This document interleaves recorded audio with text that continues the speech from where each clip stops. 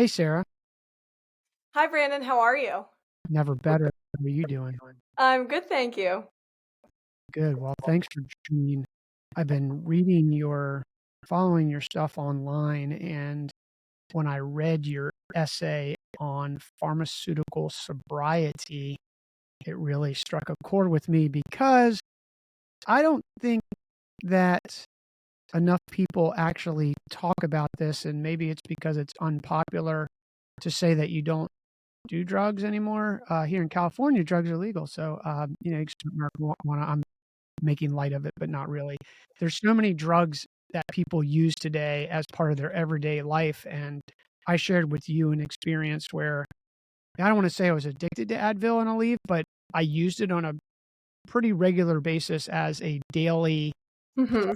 my life, thinking that possibly that would be, and I know you have a lot of other examples. We'll talk about it, but Oh, sure. just like in a daily basis, using that drug and never thinking that I would be able to not use it for a lot of reasons. Mainly, I've had 3 ACL reconstructions, like, it's Mm, bone on bone. There's a lot of yeah. things. And then realizing that you actually can get off of it, and I have more of an effect or less of inflammation, less pain than what I had with the drug. So, when I Right. read your piece and your work and what you're doing, I said, "I gotta talk to this lady more because Oh, not a well, lot of people have written about that, Sarah." yeah, well, so it's funny you say all that. I mean, I've been writing and just developing theories since I was in college. My major in college was communications and media. But as part of communications, you have to write theories, and a lot of those theories are around social science. Right. And social science and communication so fluidly intertwines with health and healthcare, right? Because health is a lot of social influence as well.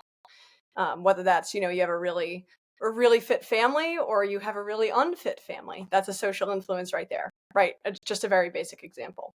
And so when you made your comment about a leave and just taking that all the time, and then you started using the sauna, right, to reduce inflammation instead, one of the things that bothers me the most about pharmaceuticals and really of any kind is that not only do people want this pill, right, this quick fix for everything in life, but it actually stops you from looking at your environment.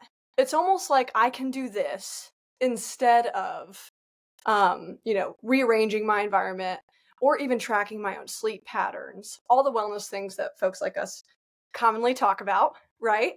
And so it bothers me that these drug companies are just aware that they're making the person not less capable, but less responsible in that way. Like, here, take this pill. And all of a sudden, all these things that you would normally, maybe pay better attention to or just try to be creative with the problem, or I'm sorry, the solution yourself, you just don't have to do that anymore. But that's you know, uh, you never know where these conversations are gonna go, Sarah. The uh, I am an X gen, and, the X gen seem I wrote about this the other day, I got some interesting comments, but the X gen is a more resilient in general generation, mainly because we grew up without computers, with computers, and we grew up at a time when, I grew up with a single mom, I'm a latchkey kid, like, we figured it out. We figured out how to entertain ourselves, and there Amen. seems to be this more I don't wanna it's not a derogatory comment, and I'll let you talk, but I just wanna make sure Oh, no, because go ahead. the lashback from this could be great, right? I'm Oh, not insulting other generations. I'm just saying, of course. as an X gen and having living and comparing it, and what you're saying is the fact of the matter is everybody wants this quick thing, like, Quick fix. yeah, go through TikTok, go through your social media, get a dopamine hit. You don't even realize that is a drug. Yes, definitely. Well, anything can be addicting, right? I mean, it's really up to the person and paying attention to their behaviors and habits, but some things of course are even more addicting, right? Like food gives off special brain chemistry and drugs give off special brain chemistry and alcohol, like there's so many things that become more and more addicting. But So yeah. here's a question for you. I wonder this. So if you I use exercise as a several things. One is I like it. Two is the word addiction could be interesting and this is where I'm going. Someone could say, well, Brandon, you're addicted to that exercise because of all of the natural drugs, if you Sure. will, or chemicals that it releases. So, am I drugging myself by riding 100 or 150 miles a week and, lifting 3 days a week because I'm a junkie of norepinephrine, dopamine, and these other things? Or is that just natural? Do you see where I'm going? Like, Oh, there's, definitely. I mean, to me, that's just deciding whether that's a positive or a negative thing. And somebody who's really not a fan of exercise or hates it, or maybe they just have a bad relationship with it, there could be a lot of things there. And of course, anything could be taken too far, right? You've got two extremes on any spectrum and always the middle. But I personally believe that being addicted to exercise could be an extreme, but going to it for the natural highs. I mean, quite literally, the point is you have natural ways to improve yourself. Your body can create all of those chemicals, right? For the first time in my life, Brandon, I went to I was at a physical therapy appointment recently, and for the first time in my life at that appointment though, I experienced manual therapy. Are you familiar with it? well, It's very new. manual, explain it So for listeners. manual therapy is, gosh, I hope I explain it correctly because I learned it in hopefully I learned it in 5 minutes on the table there. But my PT started tapping on my back on this section of my spine, and I was like, "What are you doing?" And he said, "Well, so it creates your body has a natural painkiller. It has its own natural kind of opioid almost, where when they do a certain thing, they tap on it a certain way or they create this vibration in the bone or the muscle or the area. Your brain will actually transmit painkiller that your body naturally produces to the area. And I kid you not, within 30 minutes of that appointment, I was pain free for the rest of the day. What's wrong with you? Do you mind sharing? Oh, of course, yeah. I was playing in an adult rec league soccer game not that long ago. Also, still doing the fitness thing, and I received a pass. Had a really sharp pain just shoot through my leg, and I went down. Oddly, I never had an injury in 29 years. Super blessed for that. I played college sports, never had a single injury that kept me out of a game. It was the first time ever I really had to come out of a game, and I couldn't go back in, and it was sciatica. And now I've been dealing with it for about 4 months. So for listeners, we jumped into it. Can you go back? You were a college athlete, you were a trainer, and you sort of really embraced this health. I say movement, but you call yourself a vigilante, and we can talk about that. But Oh, yeah, sort of how we got here to talking about this. yeah. So I have to correct you. I don't call myself a vigilante. I think people will take that and run with it and say terrible Uh, things with it. But all right, fine. but Okay, the collection of essays, yes, is there you titled. go. Yep, the collection of essays. I titled it "Wellness the Vigilante," so that people just grasp the concept that wellness can, of course, defend itself, and Earth has the power to fight back. Well, we'll get a reaction out of somebody for that, Oh, but oh, definitely, definitely. But yeah, so I grew up in a very small farm town in upstate New York. It was called Windsor. It's on the outskirts of Binghamton, is the city. Spent most of my life there, childhood till until I went to college. I got my first job when I was 12 years old. I've been working really hard since I was 12. And when I say working hard, I mean mom woke me up at 4 in the morning, drove me to the next town, dropped me off, and I babysat all day long when I was 12. Yeah. But then I got to college, played soccer for my school. It was Manhattanville College, small NCAA D3 school. Played there for technically, I played for 3.5 years. Went to school there all 4 years. I took one season off to keep working a whole lot. Had 3 jobs, got myself through school with some help from my parents, and moved to Wilmington, North Carolina in 2015. Kept leveraging my athletics career to become a personal trainer when I moved here. And so as a trainer, I thought I was going to have, you know, your athletes and your weight loss clients. And that is just not what happened. I ended up with this very niche clientele where I had 2 people with multiple sclerosis. I had an amputee. Yeah, I had a woman with a tremor and a brain implant. I had a 7-year-old with a life expectancy into her 20s with multiple diseases, including things like epilepsy, osteochondroma, and a whole array of things. I just had the strangest caseload for what I thought as a personal trainer. And so I really got to learn and see and experience firsthand how medicinal fitness was for the first time. Because my whole life I used it for sports, right? And then I enter this career that I think will be really athletically driven, or athletically, pursuing. And it really became this world of fitness as medicine. And so it snowballed from there. I opened my first company in 2017, which was a 501c3 nonprofit organization. So many people would come into the gym and they would come into their free personal training assessment. And when they couldn't afford training, I understood how life-changing it was. I also understood, not having the funds, just growing up in a very small town and coming from a very blue-collar family and experiencing that myself. And so I would go home every night and just try to figure out, how can I help these people afford personal training? It's seen as this really luxurious service, and it shouldn't be. It is life-altering for people. Often an alternative, right, to drugs or other things. And so I went home every night and just tried to write. I wrote dozens of business plans, tried to come up with a solution. I was about 22 years old trying to come up with it, and turned out it was going to be a good fit to be a nonprofit where we would raise the money, tax-deductible donations to help people afford fitness. And then we wrote our own policies and our own algorithm where, according to somebody's income, we could financially aid them so much, right?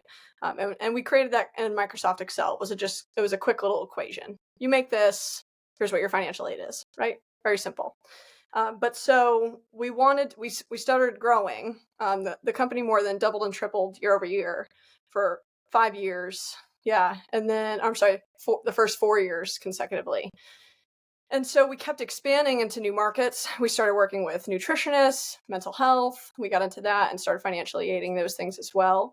And we wanted to automate. We had built this provider network of all these providers who wanted to help these people.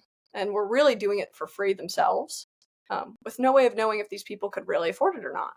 And so at a nonprofit, we can confirm eligibility, right, for financial aid. We can make a guarantee to these providers that somebody really can't afford it. And so we put it in software. So we had this calculator and an application in the beginning of the software, which was our algorithm, right? Apply here. It knows your financial aid. Once you apply, depending on what you qualify for, the marketplace would appear.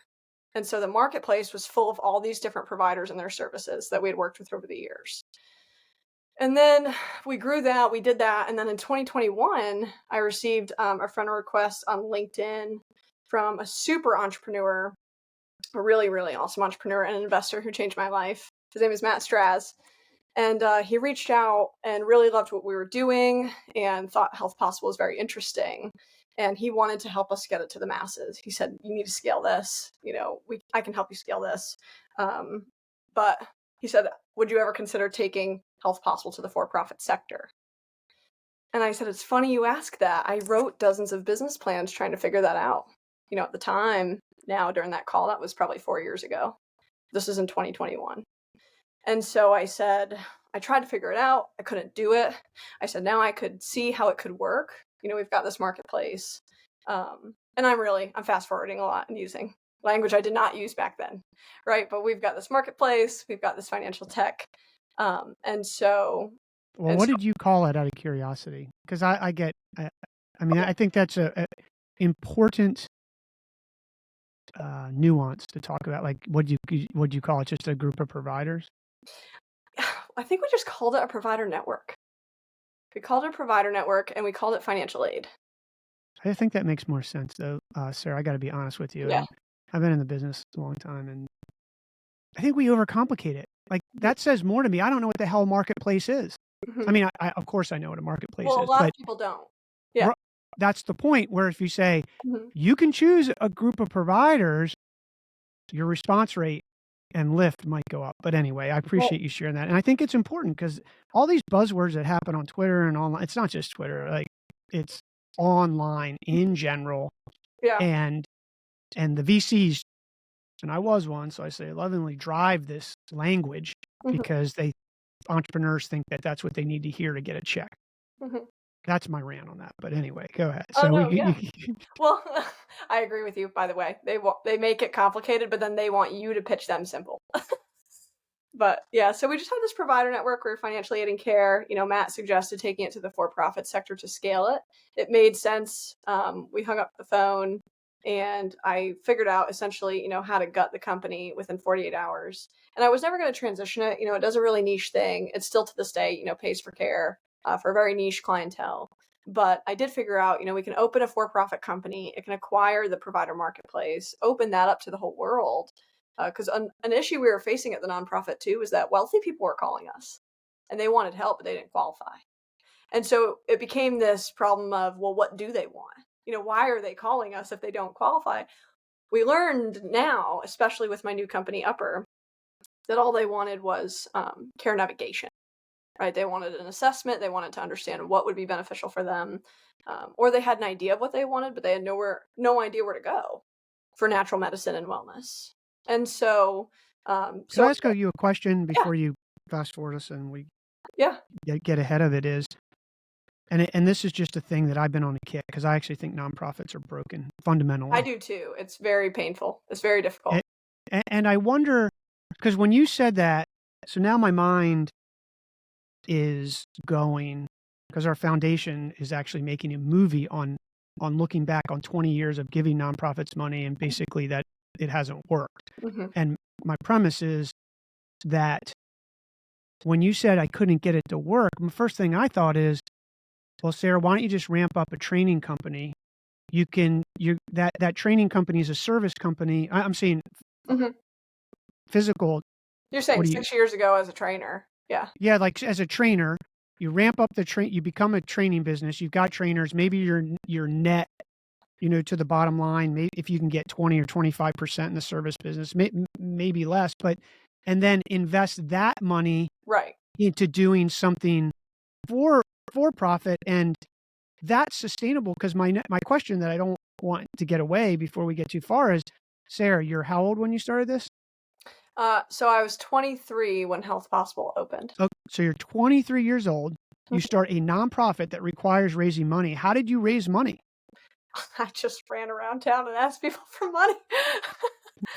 I mean, that's hard though, right? Oh gosh, it's so hard. I'm going through a constant, I feel like I've been in a transition phase on this note for 6 years because what started as a nonprofit, because I couldn't figure it out. I didn't know enough about, business back then. I had a lot to learn. And so knowing what I know now, it started as a nonprofit.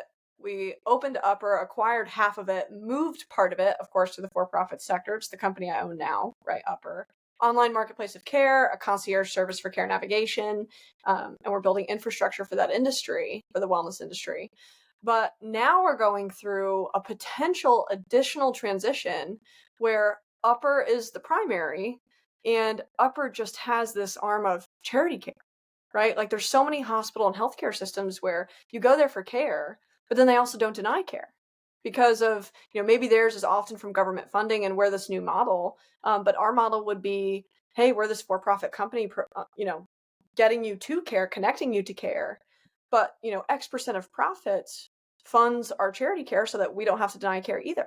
Right. And it's that similar idea in a different structure, in a different financial structure, but a full transition yet again to moving the nonprofit to being literally part of Upper, which it's currently not, but like branding it with Upper, it becoming one big thing, and staying that way moving forward. It's been a whirlwind. It is, but I think what you're doing is transitioning to a sustainable model because 100%. here's what happens with funders. I know because I'll give it. Sarah's awesome woman, driven. Healthcare is important.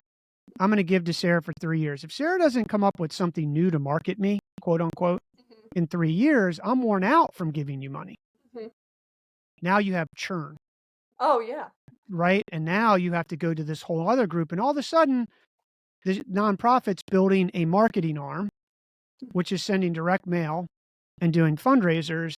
And it's just not sustainable. I worked with and maybe you heard the episode, maybe not, but this company called Harker Brothers Ice Cream in Baltimore, Maryland. Right. That's the one I listened to the other day.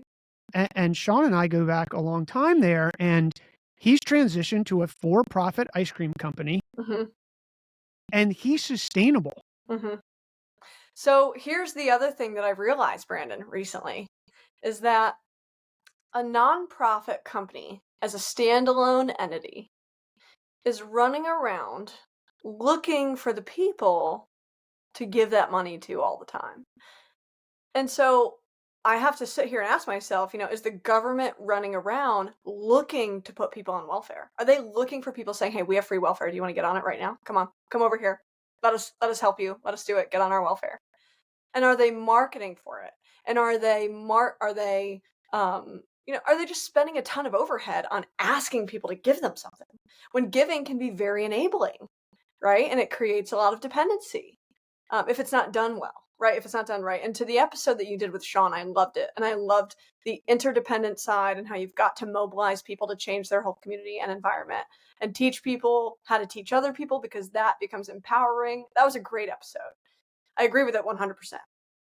But I have to look in the mirror about my own nonprofit and say, are we raising money to run around and beg people to take free money when really it makes more sense for both their sake and a financial sake to be a company that does a service that is for sale. And should you come to us, should you find us, right? Which of course we'll market that we have a foundation. So people are aware. We don't want people to never come to us for care, period, right? That makes sense.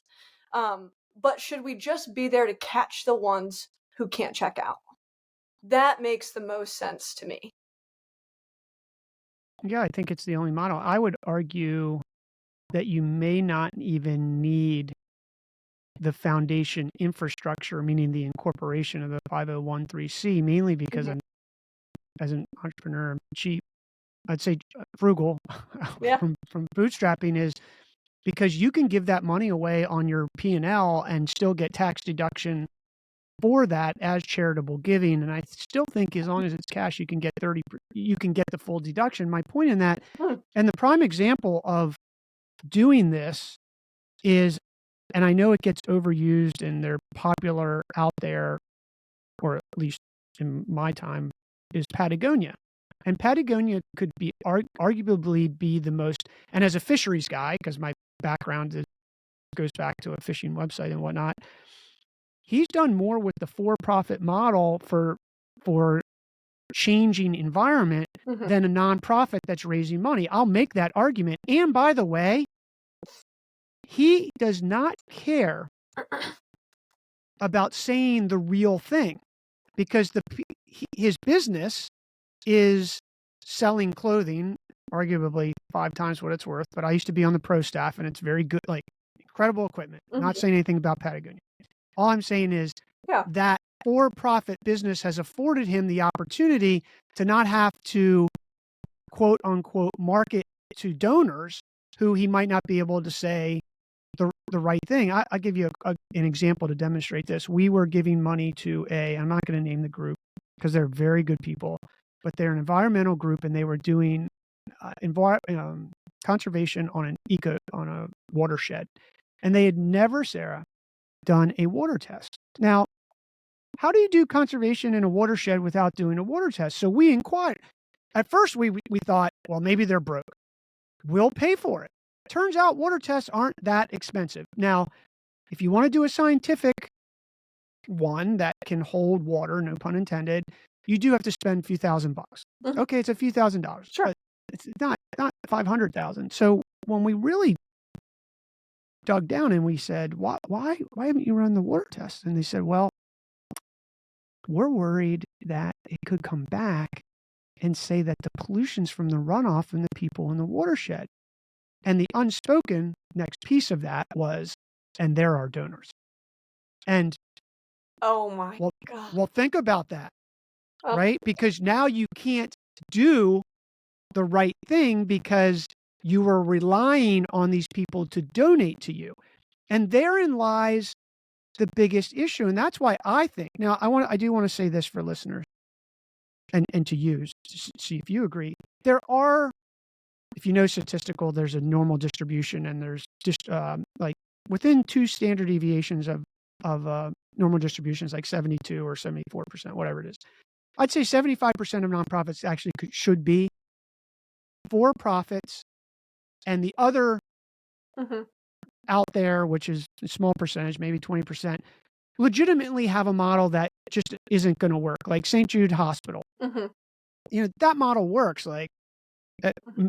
and maybe we'd have to talk about that No, more, but I do agree with that. I really do. I mean, even when I did decide to open Upper, right, and acquire those 2 pieces, and then the more and more we move this way, but, um, when I decided to do that, it was a huge conversation with that first investor. By the way, he did become my first investor for $25,000 by our second phone call.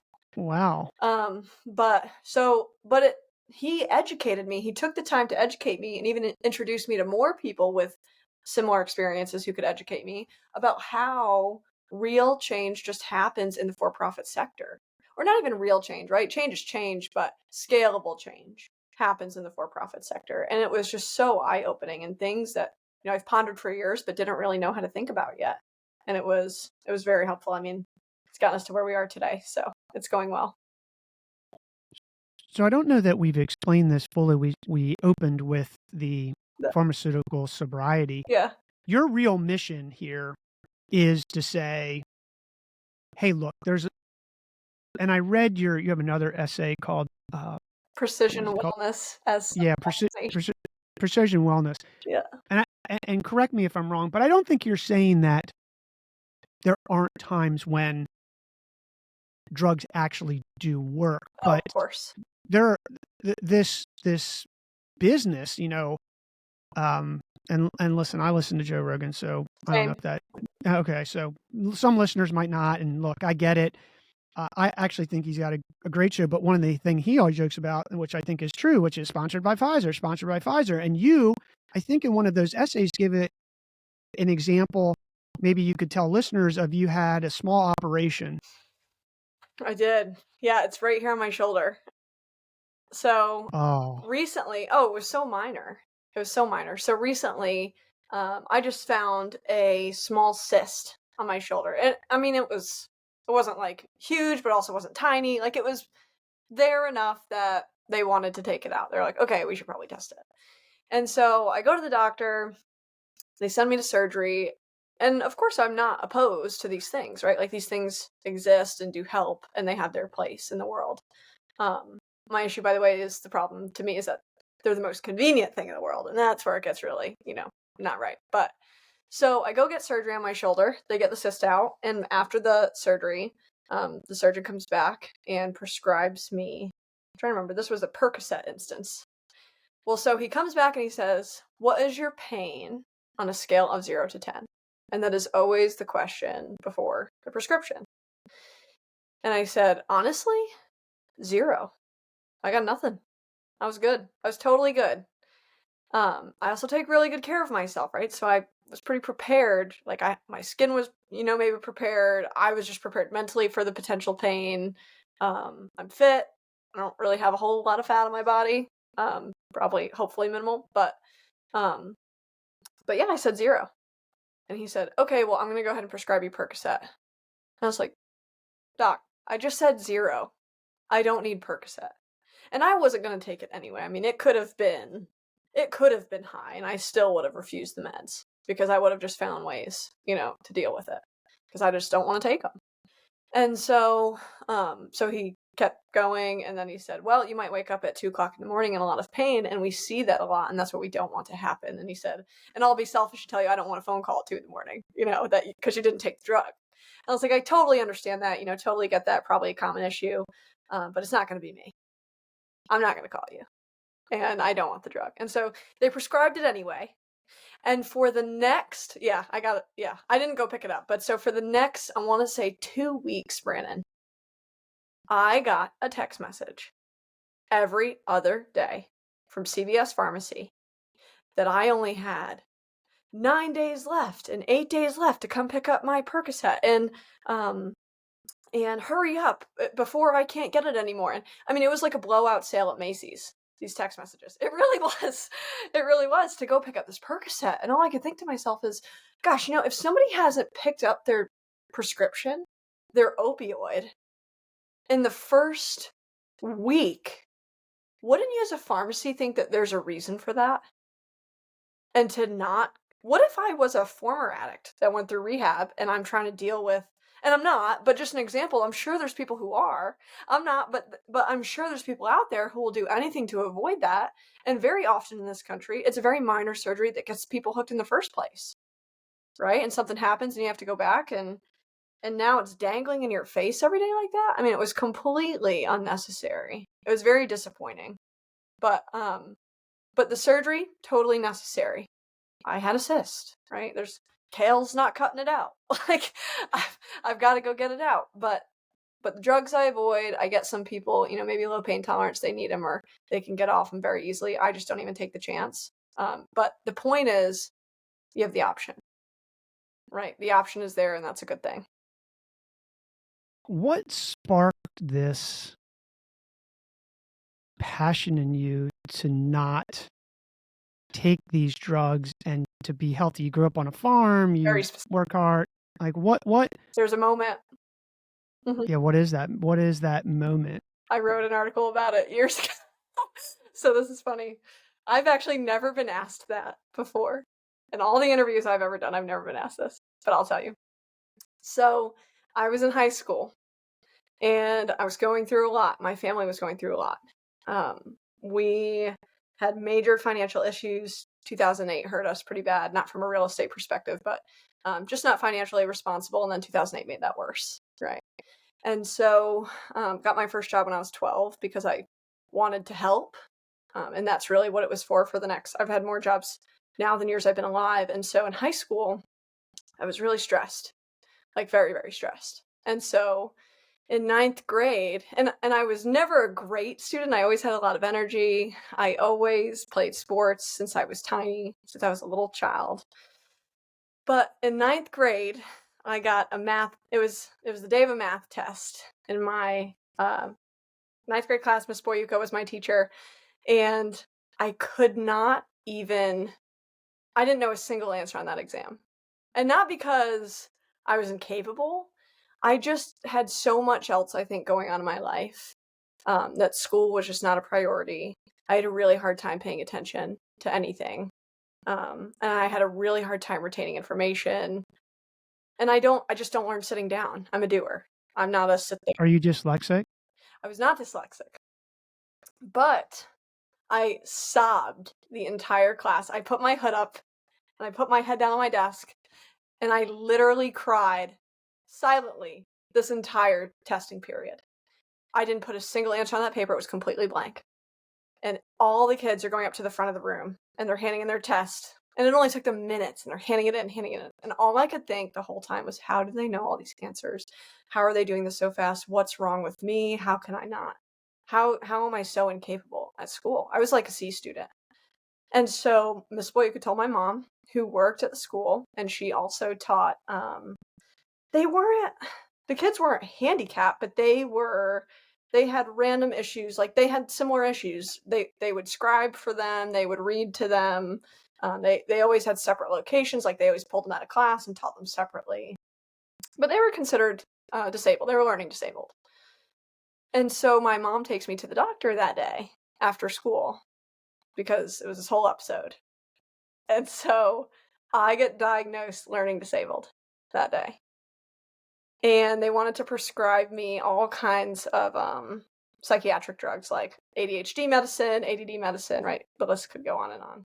I don't even remember anymore, but those are the types of things they wanted to give me. And my mom, of course, we grew up very natural, and so all natural food. My mom gardened. We had a meat trade with a local farm. I mean, we were very natural. And so we get home that night. My dad's a 40-year veteran truck driver. Not veteran like military, but like 40-year long former truck driver. He's a really aggressive guy. Great guy, but very old school. And my mom told him about the doctor's appointment. And he was so angry. And mind you, again, a lot was going on at home, so the stress was always very real at home. And so that was like a final straw maybe for him. I don't know. But he stood up from the table and he points across the room and he puts his finger almost not in my face, but points directly at my head and screams at me. You have to learn how to control your mind. There is nothing wrong with you. you have to learn how to control your mind. And it was so impactful, Brandon. He was right, and I knew that he was right. And so I was just crying and I was shaking and dealing with all this stuff. And so um, I go to school the next day, and for the next 8 years, I no drugs, right? I never took the pills. Mom never accepted them. We went back and she said, no thanks. We're just going to handle it ourselves, like figure it out. And so, but for the next 8 years, I still had this, diagnosis where all these things followed me for the rest of high school, and they were supposed to follow me through college. I actually like separated myself from it somehow, but I was pulled out of class uh every couple days or maybe every day, I don't remember. I was pulled out of class for people to read to me, which I didn't really need. Nobody wrote for me, I could write, but people would try to help me understand everything. I got time and a half on everything.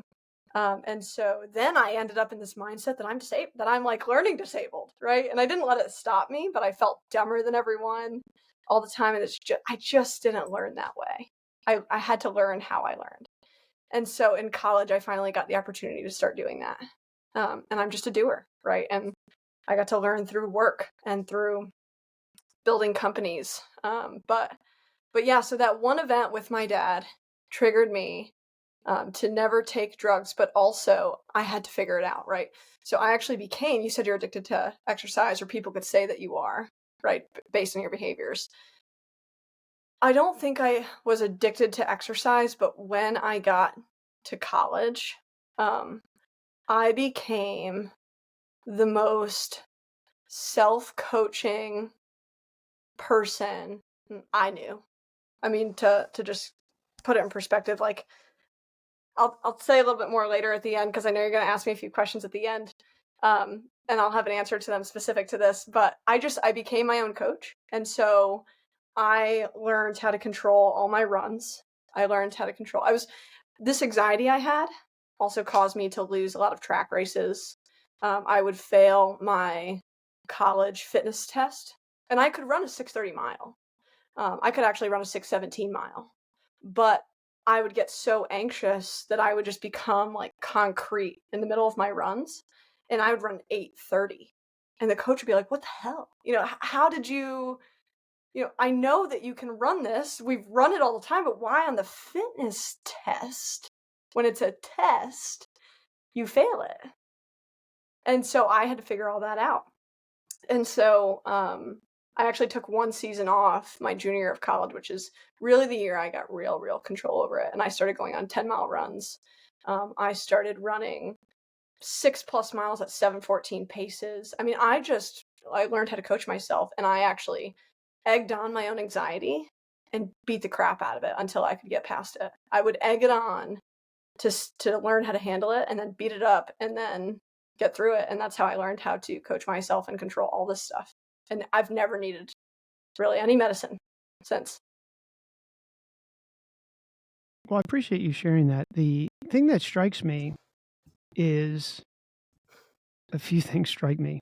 First thing is from a guy who has so what they call auditory dyslexia was actually what I have. And as I'm listening to you, and I know you're saying I don't have, What they I don't know whether I don't know whether you do or don't. I do have a master's in psychology because I, like you, had to learn how to learn. That's right.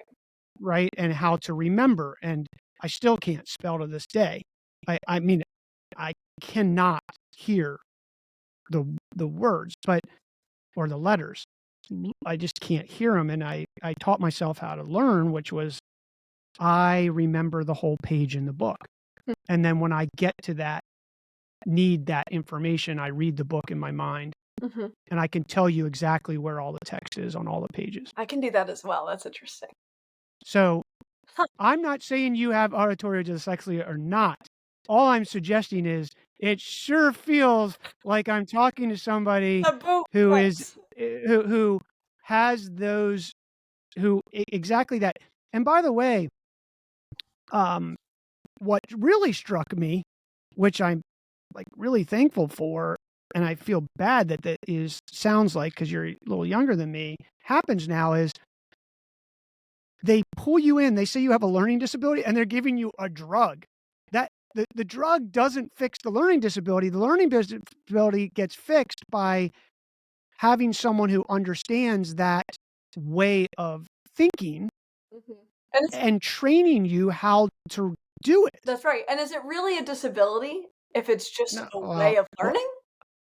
well, so I wrote about this. You might not, maybe I didn't, you haven't seen that part, but I wrote about this. And actually, have you ever read Malcolm Gladwell's David and Goliath? I have not. Okay, so that book is a good book for you to read. Mhm. And I wrote an article. Actually, I finished this book and I wrote an article to work sort of the book out. But one of the things in that book, Sarah, is about 35% to 40% of entrepreneurs have some form of dyslexia. That's fascinating. And the big ones. Like, I mean, there's like the A class entrepreneurs like Virgin Atlantic Mhm. guy, Richard Branson. The list, I mean, the head of Fidelity, IKEA. I'm doing this list. I can Sure. see it. There's I keep going down the list. And then there's like a whole bunch of the rest of us, me included, possibly you, who haven't made billions yet, Mhm. but are, you know, We have can. We could. oh, absolutely. So when you say no, it's not actually a disadvantage. In fact, in many ways, it's an advantage. And the reason is You because what you just described actually made you stronger, which Mhm. is you got to figure this shit out. Yeah. Like, there's no participation trophy here. Yeah. Well, Like, and yeah, and why wouldn't you wanna have control over yourself? I mean, what a slap in the face to be told you have no control over yourself. If there's anything in well, life you can't control, it better be you, right? I think you were experiencing, if we really go back, and I'm just listening. Mm. For listeners, the only thing that Sarah and I have talked on is email and Twitter DM, Yeah. right? But so I'm listening to this from the first time. You had really to unpack what you had going on was several things. One, you have high pressure at home and anxiety, which anyone would have. Oh, And then you potentially have a a different way of learning than the mass that's population. right. I You, love the way you just put that. That's exactly what so, it is. um, but, and by the way, I was pulled out of class. I wrote about it Yeah. in some things like I was pulled out of class. I was tutored. I was Yep. all of these things. Now, it, they tried the best they could. It didn't, like, at the end of the day, I just had to figure it out on my own, which you did too. But I think that just being different, you get labeled this thing. And for you, maybe it was just cast like stack, like it's like firewood stacking on Mhm. pieces of one another for you. But I think it makes you more resilient, and that's what they say. It's actually why people with dyslexia, there's multiple forms of dyslexia. Um, they tend to be very good in business because you have to learn how to navigate your way out of a lot of shit that you can't do, Mhm. Oh, yeah. right? So Been there, done you're, that. Still doing it every day. and it's lonely, Yeah, it is. right? Yeah, unfortunately. It is lonely because there's not, you can't relate to other people. So, and some people will say, um, well, I'll leave it at that. But it makes you more resilient. And I think so. All I'm saying to you is, I wouldn't rule out that you may not have a different way of learning. And the anxiety definitely, I think, is a really tough thing. But sports or Well, exercise, everybody's anxious. All humans have well, anxiety. that's true too. I think what you figured out was I mean, it's just simple. You did a behavior, you felt better. You then said, well, I'm going to go try to do that tomorrow Mhm. and I'm going to run again. And am I going to feel better? And eventually you just lucked into it. Some people Yeah. don't luck into it because they're not healthy. Well, yeah, and I intentionally did things that brought it on. Like, I went running because I knew running like, I was failing the fitness test in college, and there's no way I should have been failing that fitness test. No way.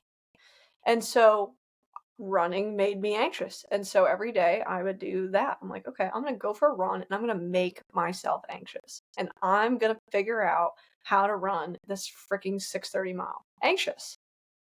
And I did it until I could. And I finally did it. Yeah, I know that for listeners, I had sent Sarah some of the weekly emails that I send out where I usually write an essay. Sarah read one of them and wrote back that she was respectfully going to opt out of them because she wants to keep control of her inbox. I'm going to respectfully suggest that you don't opt out until this coming week because I am writing something on exactly what you just described that you did, which is you have to do hard things to do hard things. Mm-hmm. All right. And and but most people can't. It seems like the younger generations today in their 20s, 30s, maybe even in their teens, are living in an environment, Sarah, where there's participation trophies, there's showing up, there's poor health. And now people say, and I'm interested in your thought on this, I certainly have an opinion, like, oh, well, people who are overweight, that's just, you can't, you can't comment on them. You can't, they should be like that, or that's just who they are. I mean, there's massive campaigns right now out there in the media saying, you don't body shame people. And I don't think you should hurt anyone. I think it's very sad that just because there's maybe two different groups of people in the world, there's one really mean group of people who actually intentionally body shames people.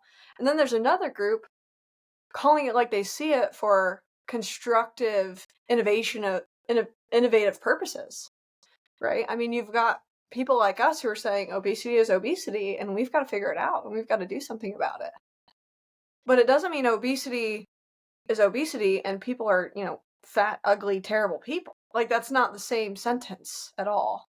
And so, yeah, I mean, I'm very much a person who I call it like I see it because I've got something to provide for it, right? Or help it or improve it, not to ever make somebody feel badly.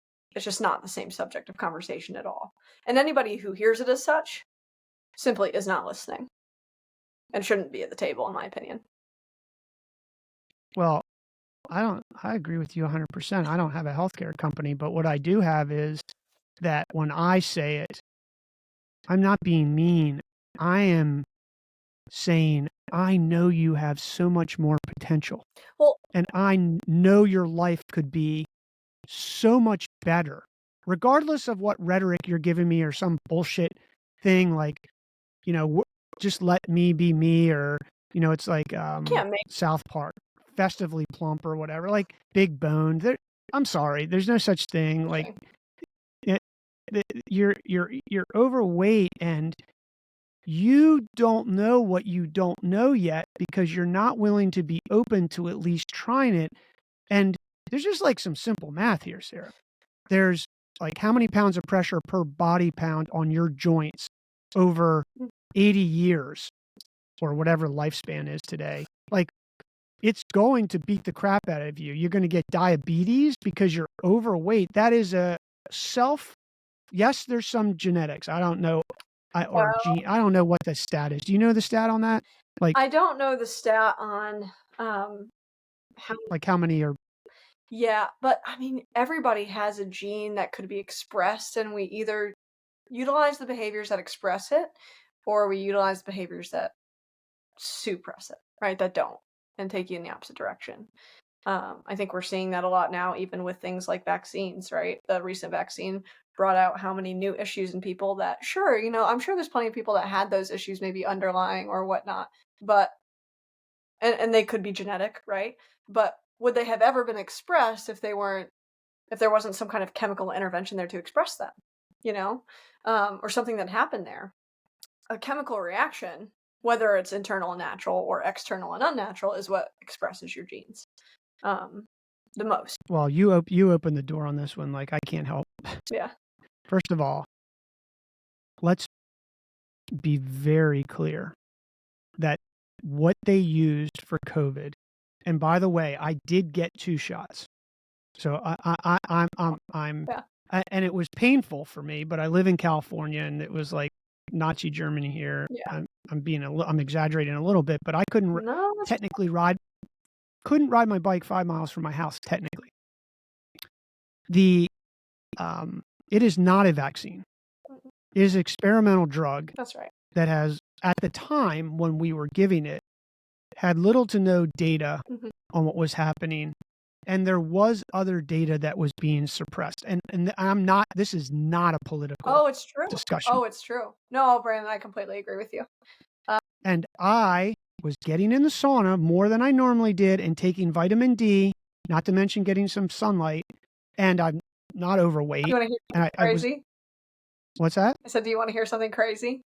Yeah. In 2019, when that pandemic struck, I was just opening. I was 2 months into opening and launching an IV infusion MedSpa. I hired a team of registered nurses. I was working under a doctor of osteopathic medicine in the investment team that owned it. And we did vitamin injections, all vitamins.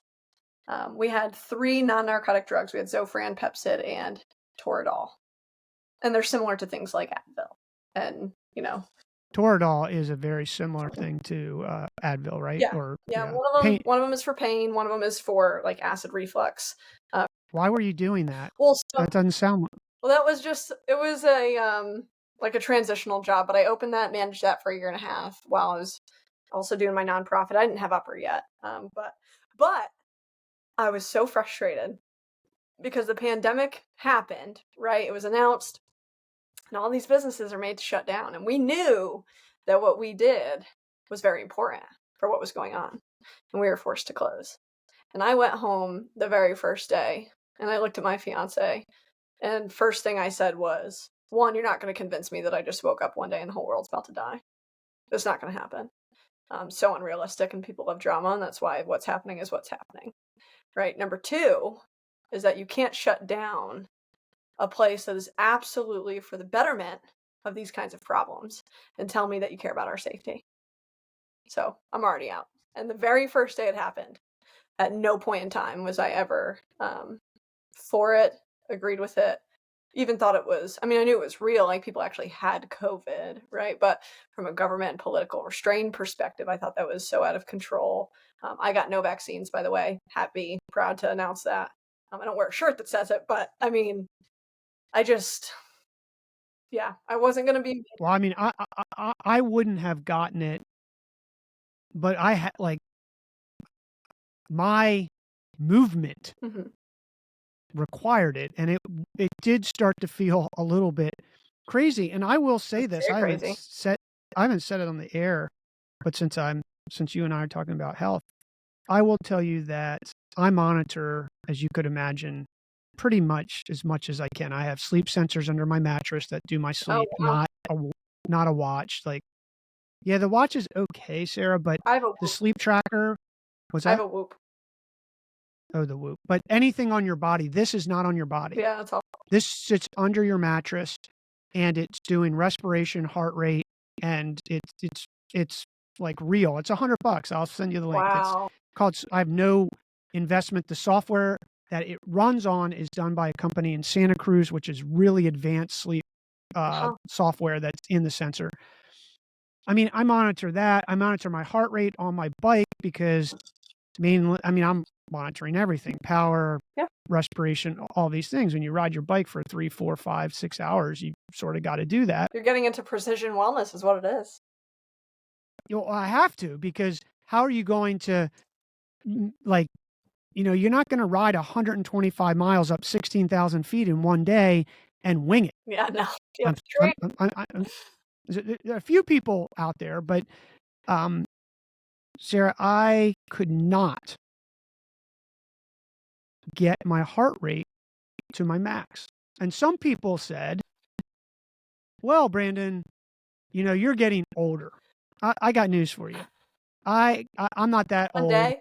And what's that? One day. Yeah, well, like all of a sudden That's what I over mean. a decade of riding hard of, Right. 7,000, 8,000, 9,000 miles a year, and you're telling me that it's just a coincidence that I all of a sudden aged in that, like, I'm sorry. And just recently, I've been able to get my heart rate back up to like 185, Like, 187, which is for me where it was. So, like, I don't, this isn't a not, I'm not an unvaxxer. Like, and I think in one of your papers, you say, like, options. but the measles and chickenpox, like, you probably should get I mean, would you agree a proven drug that works? From what I know, yeah. There's definitely proven drugs and vaccines that help people, right, and have furthered medicine. Yeah, where do you stand? Like, where's your line on that? So I'll never be forced to do something. I mean, I guess you could say Well, what about everybody. vitamins? What about I wanna pick this, sorry, I'm Very good. interrupting you, but it because you said you were doing IV company, and I read in your paper that that you it sounded like you were sort of against vitamins as well at this Oh point. no, I take vitamins every day. Oh, you I do? do. I take vitamins every Okay. day. Um, I'm not really against any of it in its entirety. I'm against the normalization um, of just unnecessary use, right? Like, there's not a given day that I just need to wake up and randomly start taking drugs unless I'm literally dying. Like, unless I'm in a life event, I'm in a car accident, right? Or I have um, cancer, maybe. Like, if I have something that is absolutely life threatening and I'm near the end, which even those things have natural options for, there's such a limited time that they are truly necessary. I would say majority of the time they're simply convenient. And it is the problem that we are solving at Upper at my company, is that we're working to make wellness and natural medicine the most convenient method of healthcare on earth. Because the majority of the time you're not doing what is necessary, you're doing what is convenient. Not to say that that's even wrong, it's the path of least resistance in human nature, but how do we make good things convenient? Because pharmaceutical companies have figured out how to make pharmaceuticals convenient. It's not because it's this big and you swallow it. That's not why. It is because your options are limited where you go in the legacy healthcare space. If I go to the primary care, my options are what? I doubt it's fitness, right? If I go to the hospital or I'm filing something with my insurance company, my insurance is going to cover what? Not fitness, even for medicinal purposes. It's just a limit of options, and it's just a convenience problem. They have their place. I avoid them at all costs. When I'm dying in the hospital, I'm sure somebody will stick a needle in my arm and pump me with morphine, right? And that's going to happen. But until that day comes, you'll find me outside in the sunshine, also riding a bike or going for a run.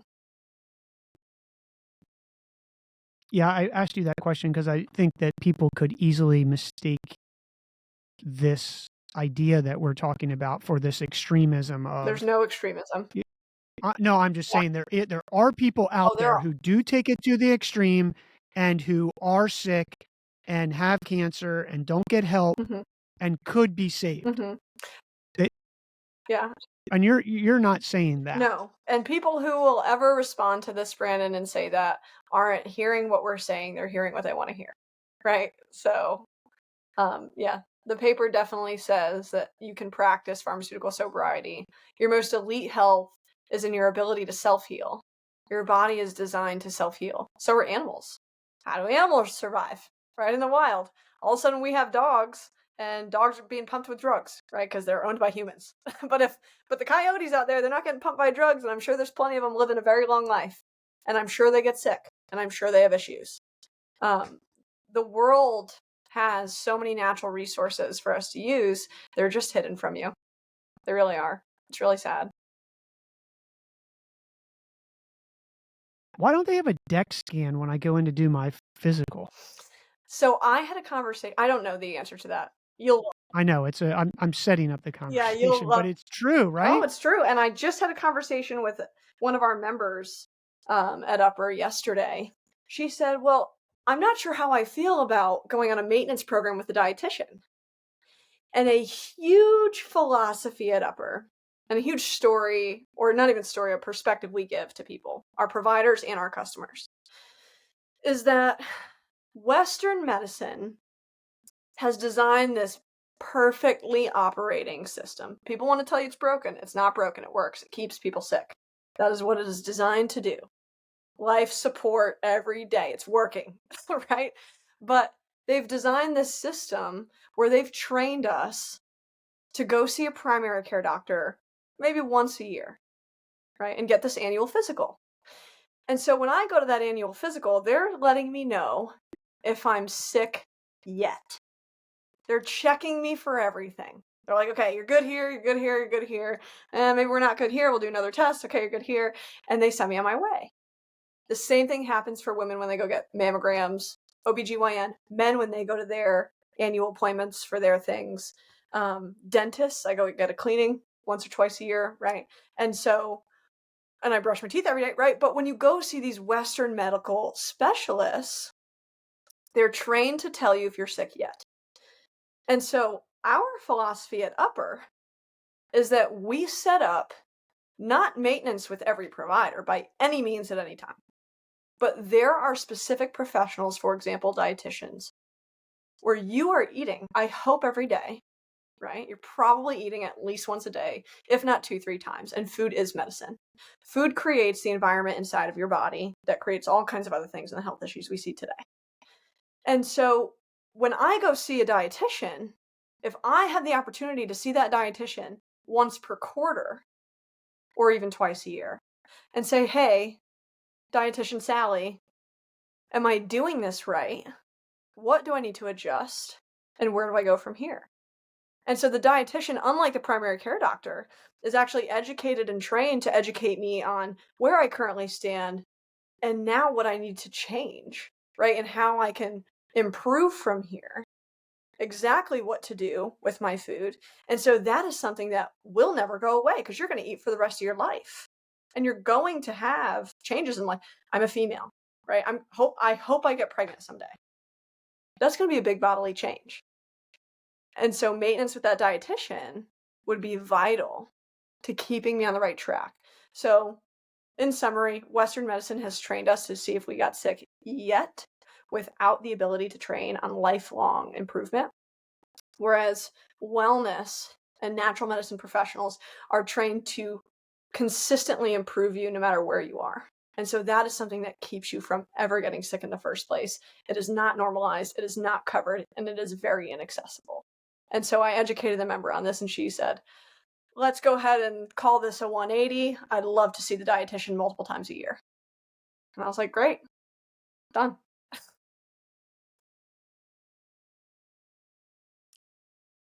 Do you think that if someone, as I'm listening to you, they could think, well, Sara, the way that you've explained it feels like a conspiracy theory that they've designed this on purpose. But as I was listening to you, I'm not sure that they designed it on purpose. Yeah, I think it just happened because of the incentive structure exactly. for me to prescribe you Percocet so that I can get $5 or a free trip to Hawaii with my wife if I prescribe enough drugs that year. Well, okay, so I did write about this in Pharmaceutical Sobriety, and so I fight with this a lot. And I also write in the beginning, I reserve the right to always change my mind. I got that. We got the Yeah, paragraph. okay. But when drugs first came to be, I don't know the whole story perfectly, but Rockefeller saw the opportunity to use his petroleum resources and companies to create something with drugs, right? Likely the pill form that they're in and all kinds of other things. And so that included vitamins, that included just synthetic anything in that market. And so when that happened, within a very similar time frame or very close time frame, natural medicine in America was outlawed.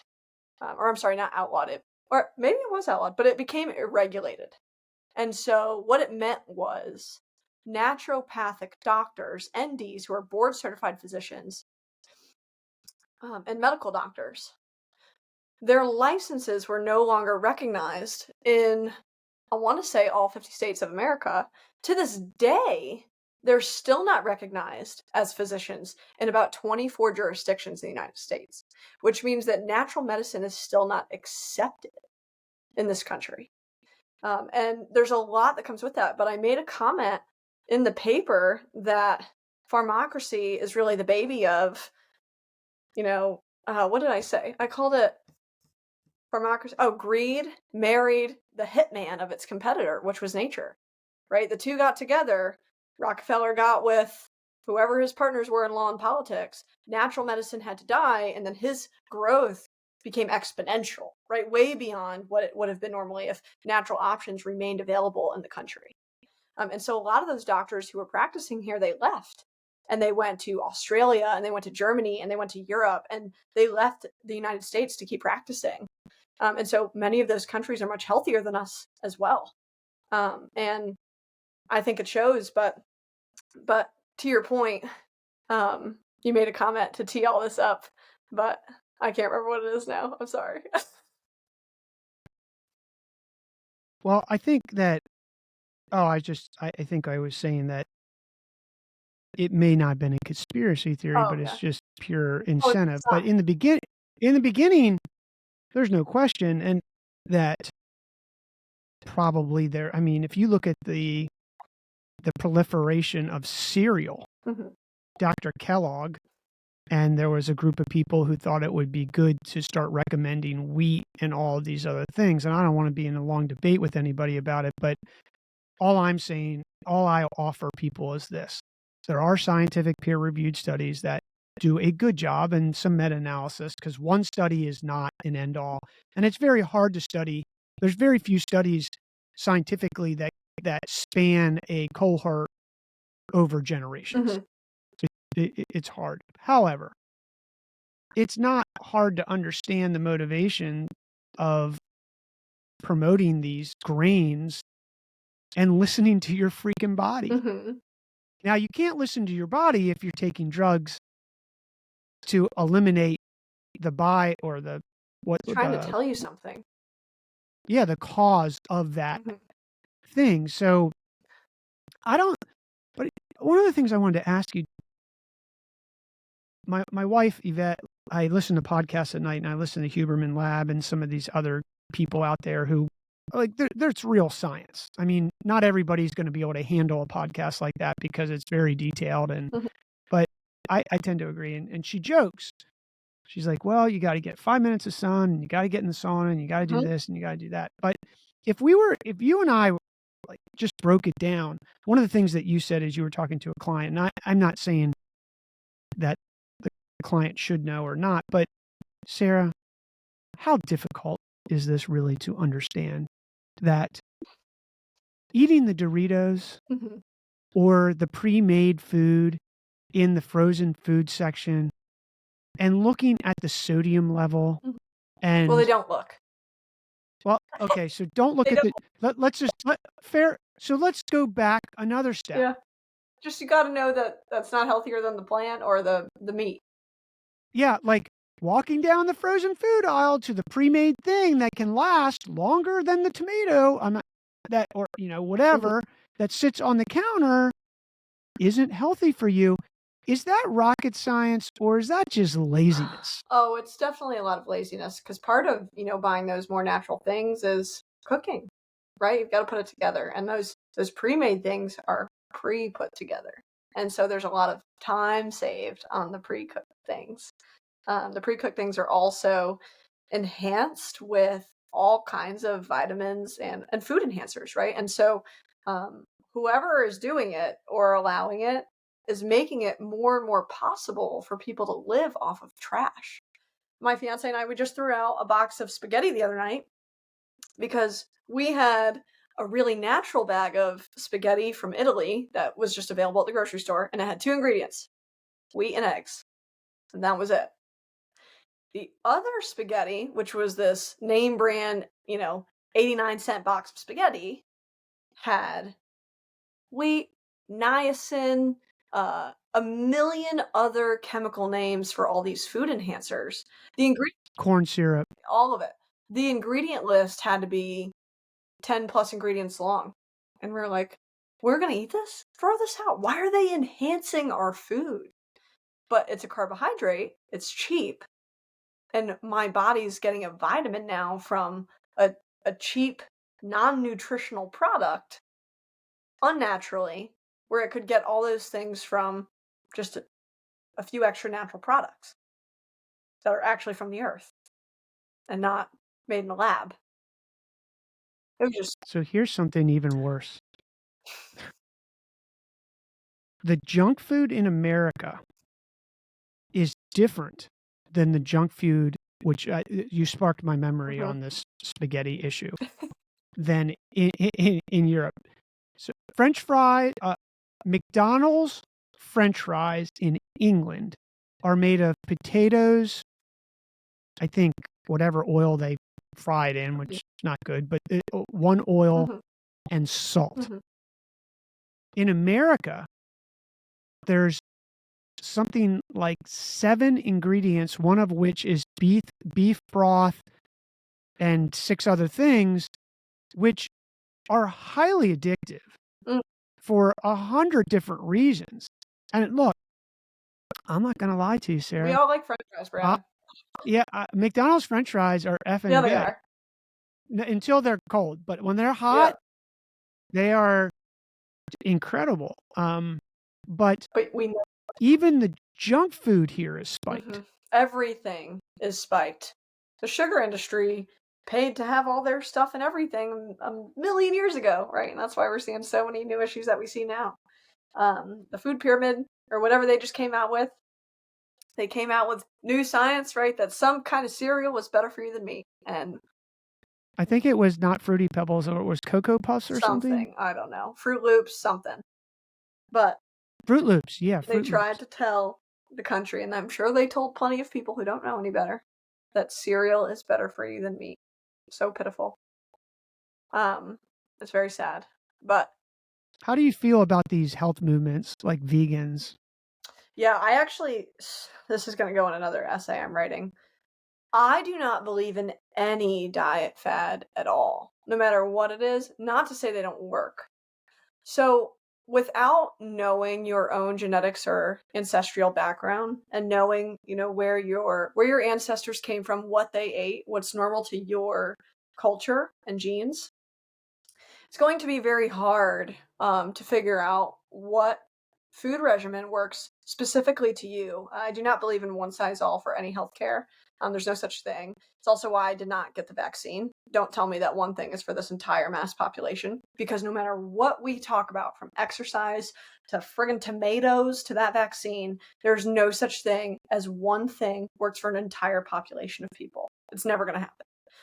Again, why precision wellness and precision medicine is so important, right? But picking a diet out of the clear blue sky, whether, or even because you had some things you can narrow down to it, like, oh, this one food bothers me, now this one food bothers me, so maybe this is the right diet. Even doing that, you're pretty much just throwing an arrow in the dark and hoping that you hit center of target. But what you should really do is understand your ancestral background to pick a diet. Now, vegan could be great.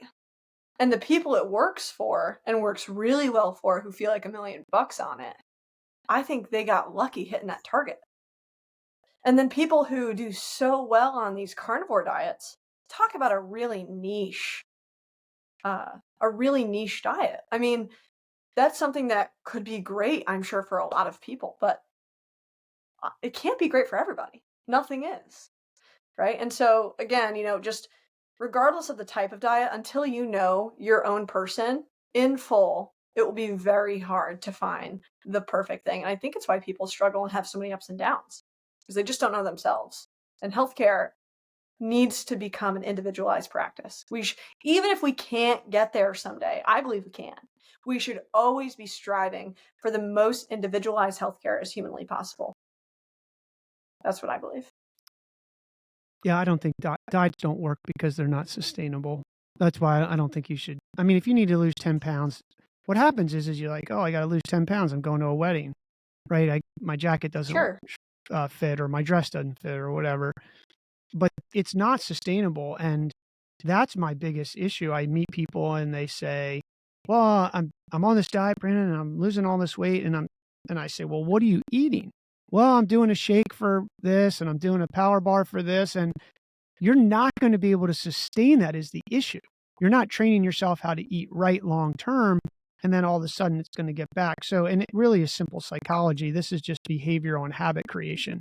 And and sustainable. It becomes hard to stay on that. So I tend to agree with you. I think diets are always going to be out there because there's really good marketers Oh that yeah, it's like the holiday industry, right? People love to throw marketing at you for all these holidays. Holidays became a time to set aside time for your family, and they turned into massive corporate upselling.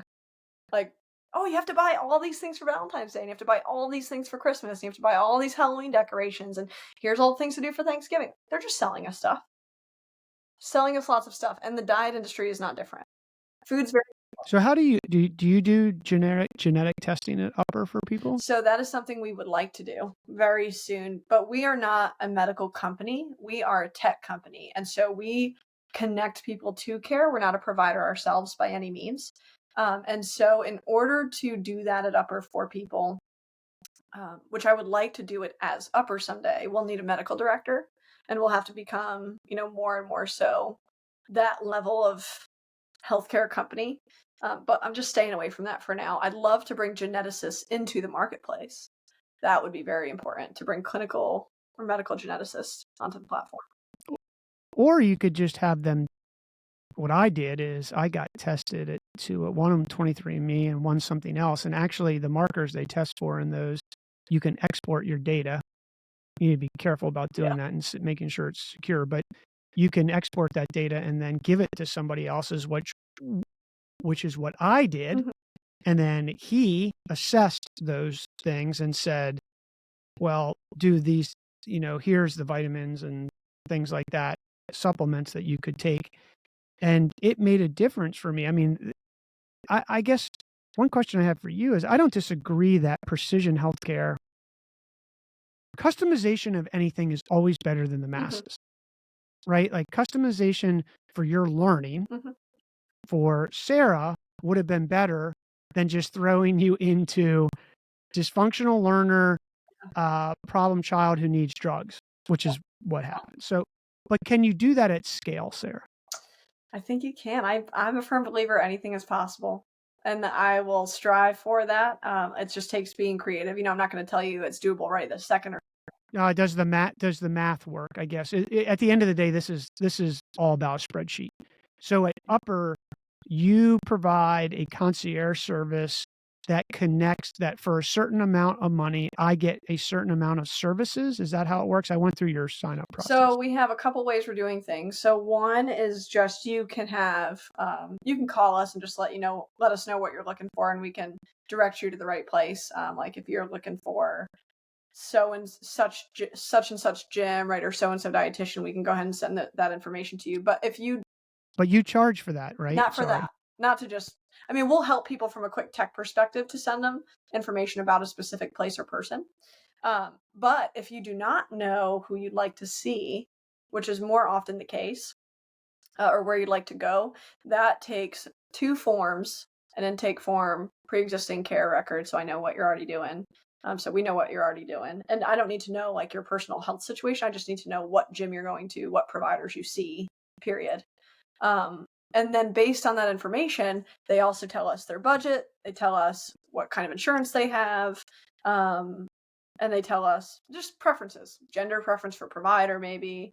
And so then we put together an options plan, and we actually plan out their whole health for them a year plus in advance. And so that's a membership program. And what do you mean plan it out? We put together their options plan. We help them narrow down who would be the best fit for them. They actually, of course, they have to decide it, right? We're not telling them. So can you give me like dietitian, PT? Every provider, what every provider you've ever heard of, from your primary care doctor to a registered dietitian, personal trainers, mental health therapists, acupuncturist, chiropractor. The list goes on and on, all the way down to medical specialists. I mean, we look for holistic medical specialists to work with. And so even if you don't need that person today, it's somebody you can fall back on when something happens in 3+ months, right? And so you know who you're going to call and who you want to go see. But apart from that, we also do things like part of that membership program is we get authorization to act on the member's behalf. So we really become only in their health and wellness. So we become their virtual assistant. So you have one sole liaison for 100% of your care, to the extent that we can sign your commitments for you. Like I could sign somebody's gym membership contract for them. We can also sign documents you need to fill out a form to go to this new doctor, if that's what you need. We book your appointments for you. We can schedule everything for you. We can also cancel your commitments for you. And then we simplify payments. So 100% of their payments run through Upper, so that all that data lives in their customer dashboard. It becomes easily visible and manageable. So we charge them through Upper, and then we as Upper pay for that appointment or pay for that care if it's not on the marketplace. If it is on the marketplace, they just buy it from the marketplace. Same difference. It's all through Upper. But so the membership program makes us someone's one-stop shop, truly one-stop shop for 100% of their health and wellness moving forward. It's really cool. And so you're their you are their health advocate. We're like their health assistant. Mm. Because I'm not calling their doctor and saying like, hey, what about this drug? What about this? What about that? We're just booking appointments for them, helping. Well, I mean, what if you see their weight hasn't changed and they've been going to a PT and gym and dietitian for 6 months? Aren't you going to say, hey, listen, trainer X or dietitian X, you're not getting results? Do you do that for them? If they're not getting results, then that's typically a conversation between me and the client. We haven't had that happen yet. That's what I mean. Yeah. But so that's a conversation between myself and the client. And then it's a matter of, do we need to change the provider, or what are you not doing? Right? Are you not doing what you're being told to do? Or is this really not a good fit? Where would you like to go from here? And so they're always in the driver's seat. They have to be. They're here to make decisions. We're here to guide them along the decision and just make it easy to make decisions. But they still have to be very self-responsible. How do people find out about Upper?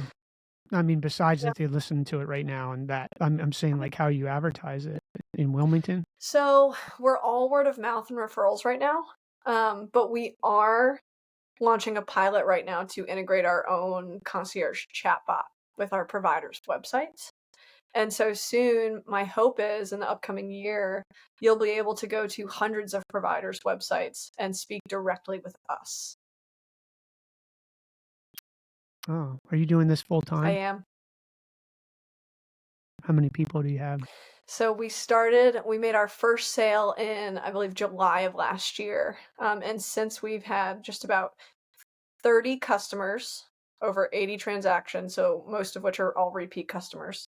But yeah, we're still a very small company. We're in our first. But they're on a subscription model, aren't they? Don't you sign them up for a monthly subscription? Not all of them. So if you want help planning out your life ahead of time, that's our concierge membership. But I mean, a lot of people just come to the marketplace and shop. So there's a lot of people who will buy a gym membership on Upper, which is still a subscription for Upper because it's a monthly recurring expense for the person, right? But it's not literally me acting as their sole liaison. Like you can have just an Upper membership, and then you can also, or just buy care itself from Upper's marketplace. Does that make sense? But it does. You're vetting the marketplace. Absolutely. Is that right? Oh yeah. Yep. So that's the advantage, because I was just wondering, why would I come to your site to Upper to get a gym membership, but you're coming to Upper because then I don't have to read 50 Yelp reviews or whatever, wherever you are in the country that uses whatever rating service, Google reviews or whatever it is. You, as in Upper, have vetted them and have a relationship to know that they're going to get what is advertised. We have a policy for the types of providers we allow in as well. They need to be holistic, which the true definition of holistic is to understand and practice that various systems are connected and treat it as such, meaning the whole person, right? So you've got to know as a provider and act as a provider and provide as though you understand my nervous system is connected to my heart, right? It's connected to my brain, my feet, my legs, and it goes on and on. And literally in the practice itself, you understand that my fitness is affected by my nutrition, right? And so a provider has to be holistic in the sense that they care for the whole person in the questions that they ask them and come up with their plans. And then they also need to first provide in the most natural ways possible. So the first stop can't be the pills and the surgery, right? The first stop is going to be, hey, physical therapy or XYZ. So they just need to put an emphasis and primarily offer the natural methods of care first. Beyond that, we vet the provider from a liability perspective, business insurance, of course, their credentials. We verify everything. We get copies of driver's licenses and photo IDs, and we align those things as well. It's pretty intense for them. Are you regional right now? We, Because you can't vet my gym in Half Moon Bay yet, can you? in California, we're not registered in California yet. We are registered in 28 So, states. oh, you are? Wow. Okay. Well, we'll put a link to that in the Oh, show notes for people. awesome.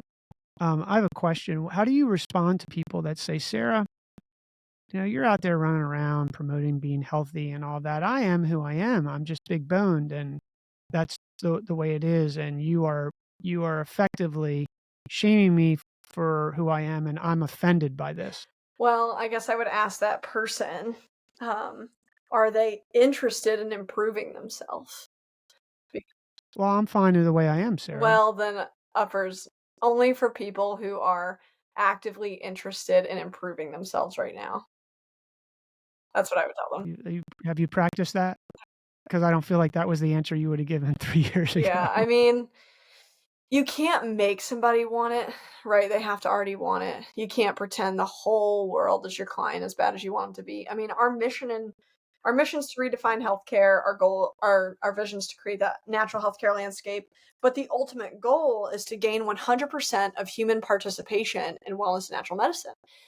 That is the goal. Whether that whether that's easy or not, right, is a totally different question, because those people exist. And so this is really a big part of the company and what we design on the back end from a software perspective. We're working to put wellness and natural medicine as an option everywhere people go. And so our work on the back end is really to redesign environments. And we mean environments like the invisible world that people interact with every day. So another podcast quoted me recently, and they said, and it was a tweet I wrote, and they said, Sara Auld is working with Upper to make wellness mindless. And the whole world talks about being mindful. But I said, we are working to make it mindless. And it's really because of those people, because I can't make them do it. And I'm never going to make them do it. I'm never going to try to make them, right?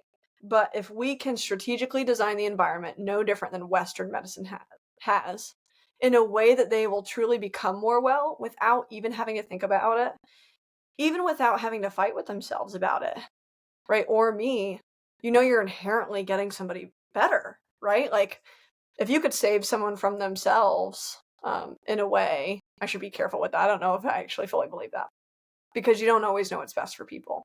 But if you can give them the option, if you can just put it in front of them, I think that would turn over a lot of those folks naturally.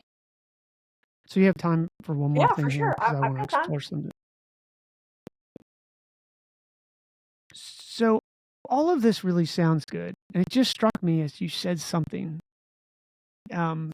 One of the things in one of your papers, I think you said, which I 100% agree with, and irks the crap out of me, which is unhealthy people increase all of our health insurance. You wrote a paragraph about that, and you have some statistic. Is that right? Is that in the precision wellness one?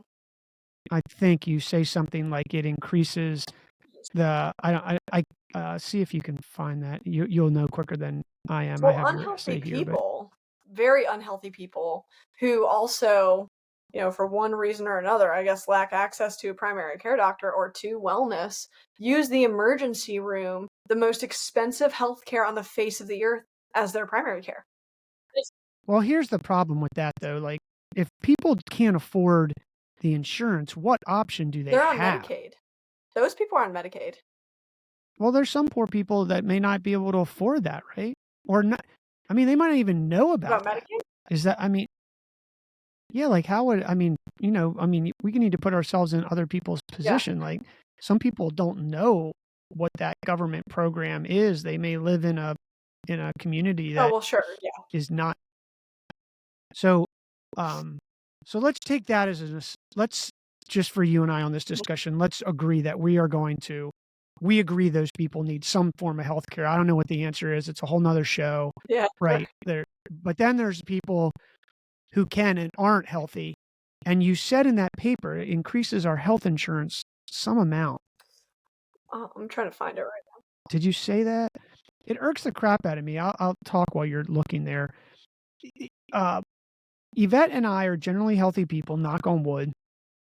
And I think for together, our monthly insurance rate at Kaiser may be $1,500. So in California, that's probably, gosh, $2,700 worth of earned income when you figure out. So we have to earn $2,700 to pay that taxed money of 1,500. Mhm. Even, I mean, maybe it's 1,500 if you get to write it off on your business. Nonetheless, doesn't matter. It's expensive, and we're paying for people who aren't Oh, yeah. healthy. Did you say Well, that in that I can't paper, or did I read I it somewhere can't else? find it, but in general, I mean, No. I'll respond to it. I'll respond to it that, yeah, I mean, it's subsidized, right? How do government programs get funded? Our taxes. And so the worse off people are in their health, and the more, I would even say, I would go as far as to say, if you're super unhealthy, how motivated are you to work and provide for yourself? I get there's a couple out there, but it's not so often that someone who is very incapable of taking care of themselves physically, mentally, healthfully is taking care of themselves on a providing level financially at home, at work, and so forth. Um, and just the more unwell you are, I mean, those things come back to bite both you and humanity. We pay for that in taxes, in welfare, in Medicaid, in all kinds of different programs, government programs that unfortunately, I think, as much as they help some folks, they keep a lot of folks down. Um, yeah, go ahead. Well, what people will say to me, they will say, and I don't go around saying this. I've learned as you get older, you learn to keep your mouth shut more often, unless you're asked. But occasionally, I can't, and usually gets me into not usually can get me into hot water because people aren't ready to have real conversations. But they'll say, "Hey, Brandon, my health is none of your business," and my point is, well, actually, if we want to unpack that That is, today, it actually is a little bit of my business because somewhere I'm paying for your yeah. unhealthiness. Because if everybody was healthier in America, and what's the statistic, Sarah? Something like 60% of Americans are obese Oh, or yeah, it's will high. be. It's more than half, of course. Uh, yeah, way more than half. Like we could Yeah. Google that. I don't know what it is, but what is it? Percentage Can of you Google that? obesity. Let's get it exact. Looks like you're sitting at your We're gonna computer get right it now. exact. 69%. Are obese in America. Adults, that doesn't even count children. That's a Harvard statistic. Jesus. Okay. Legitimate statistic. Mhm.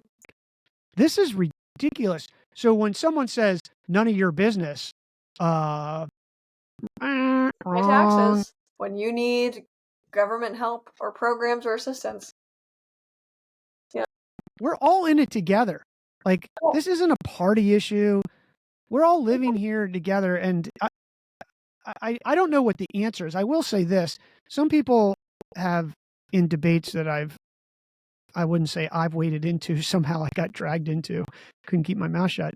They'll say, "Well, we have unified healthcare in Canada and in Europe, and it works." Look, those are not the same. It's not at scale. We have 330 million people in the United States. I am sorry. That is different than managing on a smaller scale of 40 million people at a time. Europe as a whole is not managed healthcare, I do not think, across all of Europe. It is by Mhm. country. And it's just easier to manage to make the economics Yeah. work when the majority of those countries are not Yeah, obese. there's so many things that go into that too. I mean, I just got asked yesterday my thoughts on socialized medicine, and my response to it was, it completely depends on the current, on the timing of that country's political health, who's in charge. It depends on, it depends on a lot of things. But of course, it can be done well. It's being done well in other countries, and I'm sure capitalistic healthcare can work as well, and it can escalate as well, and we're in this whole mess of it right now. But but yeah, I mean, the conglomeration of all of this is that food plays into it, right? All these food enhancers being put in people's food, and then you've got the lack of options for natural care, unregulated natural medicine in America, and inaccessible wellness. You've also got the overprescription of pharmaceutical drugs, keeping people down again. You've also got insurance not covering so many things that can be used as alternatives to drugs. There's so many things that play into it that make it very hard for America to compete with these countries. Not to say we can't, we certainly can, but the corruption's got to go away. The corruption's got to go. Well, so there was a book by Chris Anderson, I believe Chris Anderson, called The Economy of Free. I don't know if you've heard of it. It's an older book. It was written probably 10 or 15 years ago. He gave it away, which I will send you if you're interested. And here's the thing. In it, he goes over some more unknown models around free, one of which is a gym. So there's a gym, and don't quote me, I think it's in Japan. The two examples I'm going to give are in Japan. And they give away free gym membership, but you got to show up 3 days a week. If you show up 3 days a week, it's free. So my point where I'm going down this road, Sarah, is it is all life is about incentives. Oh yeah, 100%. It's all about incentives. So, and by the same token, he gives another example about healthcare, and it's either in Europe or Japan as well. And if you show up healthy to your physical exam every year, your insurance goes down. And I took this one step further and said, like, if we start incentivizing things, for instance, I get on a plane, I buy a ticket, I'm charged by the ticket, but I'm charged by the seat, location, schedule, etc. However, I think I should be charged by the pound, because airfare, if you're a pilot, which I used to fly, is all about weight.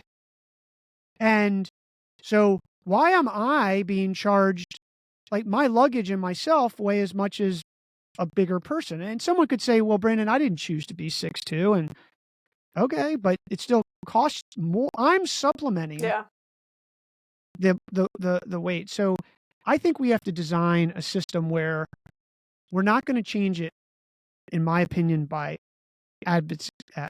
advocating for it or shaming people or whatever. We actually have to incentivize them. If you are healthy, you have less insurance. And then, the problem with that is my insurance goes down. Now they don't have the margins to pay for the unhealthy people. And now it's just like, I don't know what the model is, but we need to talk to a very smart behavioral economist who could design a system that would work.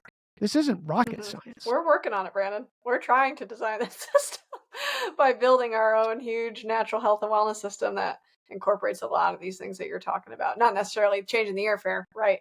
I mean, you're talking true economic development in the whole country and business and all businesses. We're not doing that. I guarantee you people would lose weight if families would lose weight if it was charged by weight, because it would be. And people would eat less if food was charged by weight too. Fried food weighs way more than salad. So this is what I'm talking about. Like, if we can start thinking like this, then behavior will change. Definitely. So I just went on a rant, but you reminded me of that Chris Anderson book, and that Economy of Free really hit me. It hit me so much that I can remember it to this day, and it was probably written 12 or 15 years ago. And these models work on how you change humans. Humans are predictable animals. They are. So, so you're at Upper, you've got customers, you're starting out, you've transitioned your nonprofit into a for-profit. You moved from New York to Wilmington. Well, I'm sorry, nonprofit to for-profit, right? Partly, yeah. The nonprofit still exists. We're still helping. I understand, but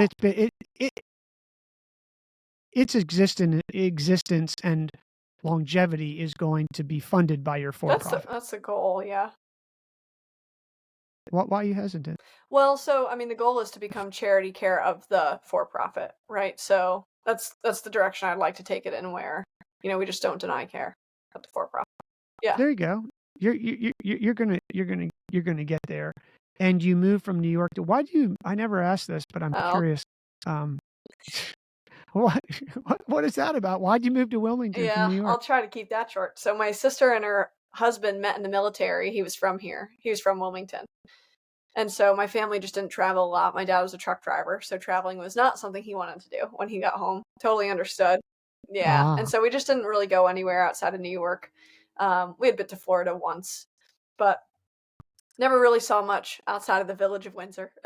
And so they took my sister and her husband brought my brother here on vacation with them to see his family when my brother was like 12 years old. It was the only other place he really ever saw. And so when he got to be in his 20s, he got tired of shoveling snow at his job one day. He worked at Toyota, a dealership up there. And so he was shoveling snow at 2 o'clock in the morning and made the decision that he would move here, the only other place he ever saw.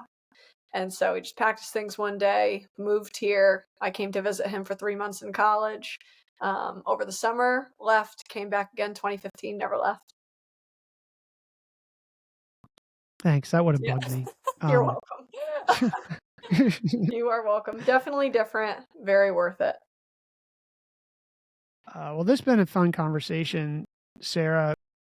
And I always ask 3 HPTs at the end, high percentage tips for people. And in this case, it would be really, I think, around healthcare, wellness, and whatever. It could be about business. It sounded like you had written these down or had them teed up. Maybe we covered them. So what are they? So I do have them teed up. So the first one is that I kind of mentioned it earlier, but at all times you already have someone who works for you, okay? And they are your thoughts, right? And so your thoughts, you can assign them any role that you would like. And you must, if you're going to get further in life and you're going to succeed, it those thoughts must be your coach. You could either passively listen to them, right? And they can be poisonous sometimes, and your subconscious hears them, and they cannot be good and take you to bad places. But if you actively assign that role, that voice in your head as a coach, and you coach yourself all the time, you'll just go so much further in life. Life becomes a lot more positive, and you'll be able to break new barriers you didn't realize before. That's pretty much how I got through my running situation. I learned how to coach myself, actively coach myself, and I still do it all day, every day. Number two would be that I really want people to understand and know that where you go becomes your option. Right now, we know this in the sense that, like, where do we feel like going to dinner? And you decide, you want Italian food, and so you go to the Italian restaurant. But what people don't think about is that similar situation in healthcare. And so if you're looking to not take drugs, right, on the topic of pharmaceutical sobriety, if you don't want drugs to be your option, then why are you going to see a provider who that's what they can offer you? And so if you don't want surgery, but you go talk to the surgeon, your option is going to be surgery, right? And so you have to decide, right? We'll use the restaurant for an example, what you want to eat, right, before you head to that place. What do you want to be your option? And then go put yourself in that environment very intentionally. Where you go become your options. But number three was just going to be I always tell people, whatever you do to yourself, whether it's chemical intervention or something from the outside or something that's just not natural, you have to weigh the risk of, will this affect or detour my ability to self-heal or do something else later, right? Like, will this drug stop me from being able to think clearly, or will it make me more depressed, or what are the side effects, right? And so the reason I don't take drugs, Brandon, of any kind until someday I'll be on my deathbed, is not because of any disdain I have for the pharmaceutical companies. It is truly for a health purpose. And it is because I do not want at any point in time to interrupt the natural highways going on in my body. There's such thing as manual therapy, right? Where my brain can send a painkiller from my brain to my lower spine. That's crazy to me. So to interrupt that is even crazier. And so just I would always recommend to people, before you do something invasive to yourself or foreign to yourself, weigh the risk of how much it's going to potentially detour your natural abilities, and is it worth it? Is it the right time? Because timing is everything in your health. I think those are great. Thanks for sharing them. Where can people find Upper and you? Just go to upper.health to get to our website. And if you'd like to find me, I'm on LinkedIn. Just look me up, Sara Auld. I'm on Twitter. Again, Sara Auld. Instagram, Sara Auld. I must be the only Sara Auld in the world. I don't know, because I got every handle. And then saraauld.com as well. But you can reach out to us as well. You can email get@ontheupper.com, which is just our slogan, get on the upper. Cool. Well, we'll put all that in the show notes. It's been a lot of fun. Thanks for the Thanks conversation, so much, Sara. Brandon. I really appreciate you having me. Bye, everyone.